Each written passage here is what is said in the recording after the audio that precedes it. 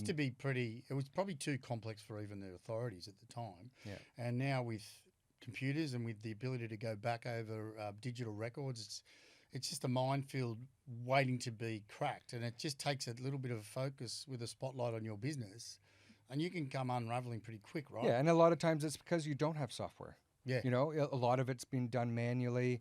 You might be using Xero as your accounting software to process the payroll for you, or MYOB, but you don't actually have a payroll software.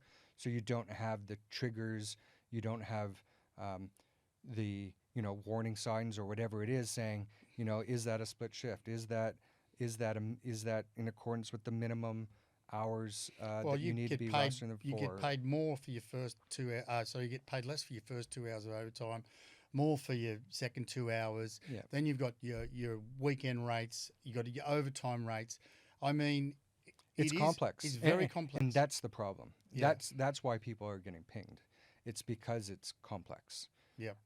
And unless you have very robust systems in place with regular audits, regular checklists, regular reviews, and a system that's up to date, you're going to fall foul unless you are meticulous. So tell me a little bit about, if you were running a business, hospo business, and you had to review the levels of your staff, because that's what they seem to be getting pinged on.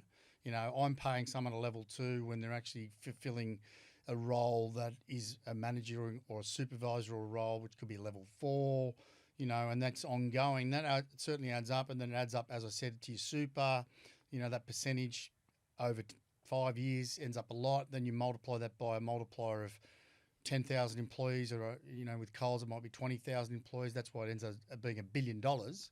How often should you review the levels of your staff? Well, you should be doing it every year at least. Yep. And the reason is, if you look at the classifications, most of them, they're based on two things. One is qualification and the other one is experience.